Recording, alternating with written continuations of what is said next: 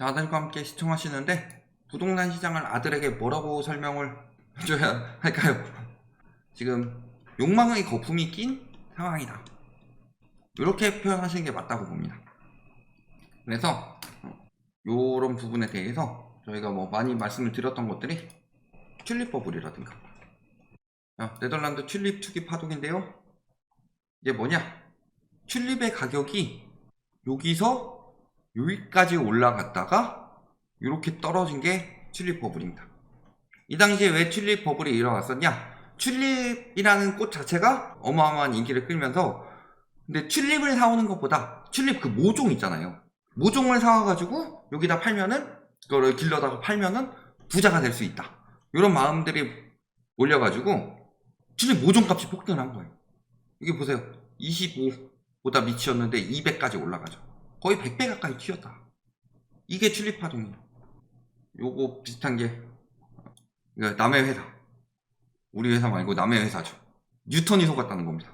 남의 회사 주가가 이렇게 버블이 생겼다가 순식간에 빠졌다. 마찬가지로 닷컴 버블도 딴 거 안 봐요. 그래프만 볼 거예요. 나무위키 100% 만든 건 아니니까. 요게 닷컴 버블 그래프예요. 제가 그래서 2차 전지 설명할 때도 비슷한 부분 말씀드렸었고, 이게 보시면 지금도 뜨고 있는 애플도 터졌고, 아마존도 터졌고, 마이크로소프트도 터졌다. 여기 다 미래가치 없는 회사들이 아니죠. 굉장히 미래가치가 있는 회사들인데도 버블이 끼면 항상 저렇게 터졌어요. 그리고 부동산 시장에는 일본 부동산 버블, 이거는 뭐 워낙 유명하죠. 일본 부동산 버블이 이렇게 터졌어요. 역시 이렇게 폭등을 하다가 91년도에 정점 찍고 빠졌다. 근데 이건 집가, 그리고 땅값이 올라가면서 요 땅값 때문에 집값이 올라갔죠. 근데 지금 우리나라 거품이 왜 욕망의 산물이냐면요, 일본 이때 91년도 정점에 도쿄의 PIR이 18.2였어요 기사를 보시면 18.2도 아니죠. 18.12예요 우리나라 아파트 구조를 일본 같은 경우는 맨션이라고 하죠. 근데 도쿄 맨션 PIR이 18.12였는데, 그러니까 18.2라고 제가 계속 말씀을 드렸는데 그거보다 더 작았죠. 근데 도쿄 맨션 가격이 어떻게 됐어요? 짱구에 나오는 와르르 맨션이 됐죠. 와르르 맨션이 됐다.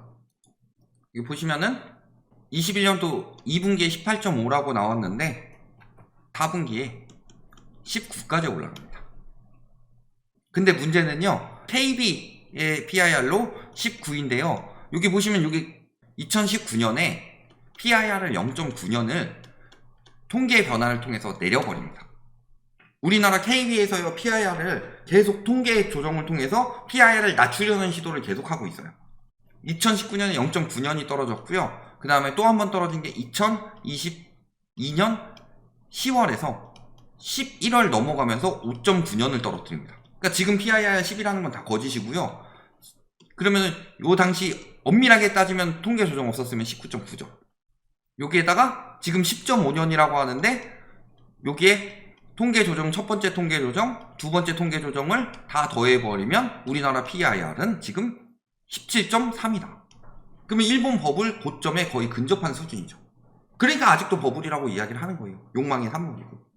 PIR 지표가 왜 중요하냐면요, 이게 뭐 지표에 따라서 조금씩 다를 수는 있겠지만 결국에는 정상적인 상승이냐 비정상적인 상승이냐, 요거를 비교할 때요 소득 대비로 가격이 적절한지를 확인을 해봐야 되는 거예요.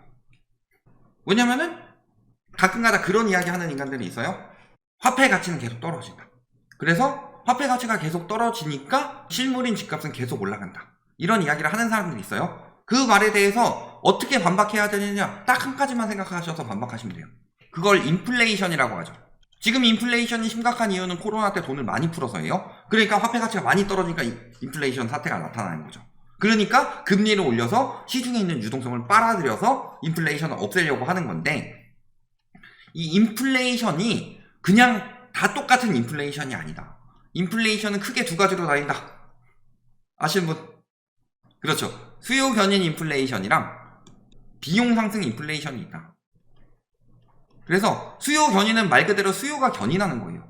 수요가 많아지고 수요가 그것을 살 수 있는 능력을 가진 수요가 늘어나면서 수요가 늘어나서 가격을 견인한다. 이게 수요 견인 인플레이션이고, 그 쉽게 이야기하면요, 소득이 올라서 물가가 오르고 집값이 오른다. 이게 수요 견인 인플레이션이고, 비용 상승 인플레이션은요 그런 거 없고 그냥 돈을 냅다 때려 부어가지고 유동성을 막 퍼부어서 인플레이션이 일어났다. 즉 대출 때려 부어서 가격이 올라간다. 이게 비용 상승 인플레이션이에요. 그러니까 저희도 늘 말씀드리지만 97년도 IMF 이전까지는 우리나라가 고도의 성장을 했어요.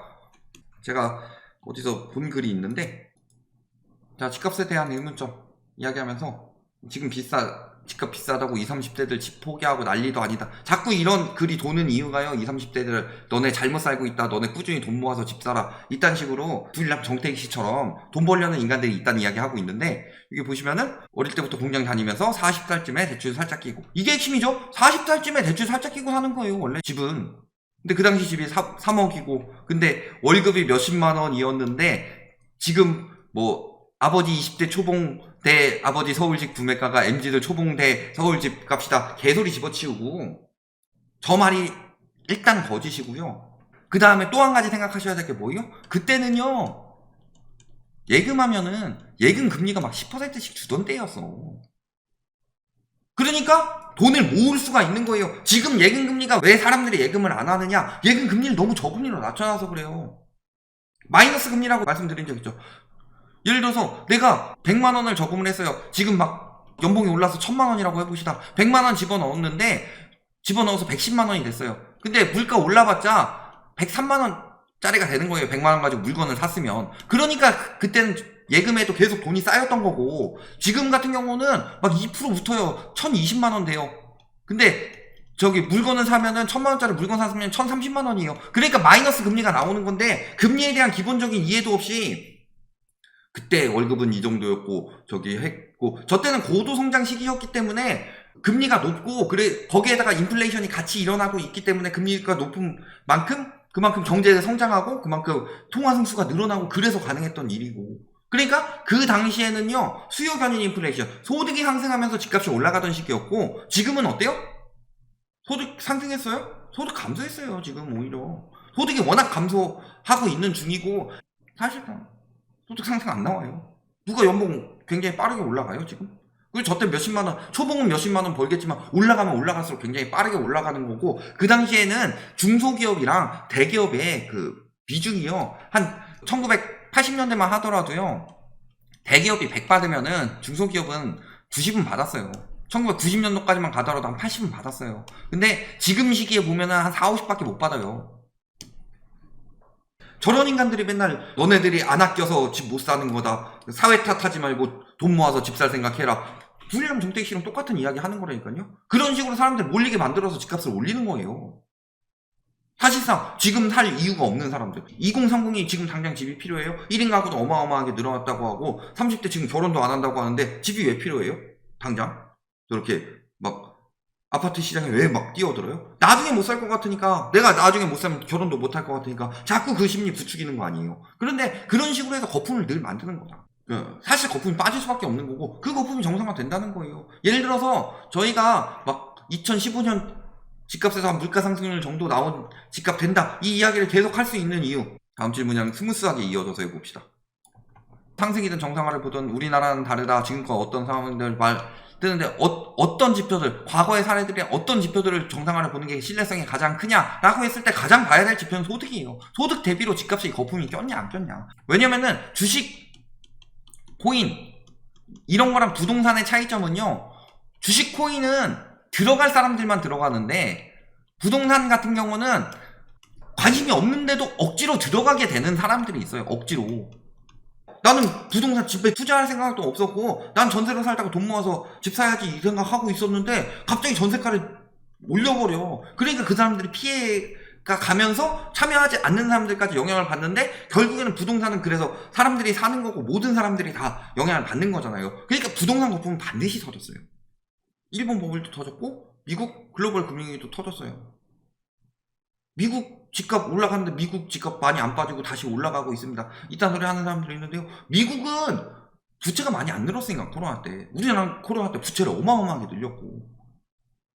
그런 상황이라서 결국에는 막 이런 또 새로운 상승의 길을 개척해 나가지 않을까. 근데 거품이 꺼지는 시기에는요. 거품이 정상화되는 거는 뭐가 빠지는 거냐면요. 무슨 거품이 정상화되는 거냐면 부채 거품이 빠지면서 정상화가 되는 거고, 이 부채 거품이 빠지는 것 중에서요. 첫 번째, 과거 같은 시기가 절대 올 수 없는 이유가 DSR 때문에 안 돼요. 주담대 차주의 DSR이 코로나 시기 때 완전 저금리였을 때도 50%를 넘어갔어요. 그리고 금리 올라가니까 60%된 거고. 즉 DSR 제도, 이거 미국 같은 경우는 2011년인가 그때부터 시작했는데 우리나라는 10년 뒤인 2021년부터 시작을 했으니까 저만큼 거품이 쌓였던 거니까 이 DSR 때문에 최소 아무리 금리 낮추더라도 50%가 한 55%인데요. 그럼 여기서 15%는 당연히 빠질 수밖에 없는 건데. 그러니까 빠지는 거예요. 그래서 앞으로 부동산 시장은 저금리 유동성을 풀어줄 때 욕심으로 들어갔던 사람들 혹은 공포 심리로 들어갔던 사람들의 그 심리가 무너지는 동시에 대출 유동성이 빠지면서 거품이 빠지는 시기라고 보시면 된다. 이렇게 보시면 됩니다.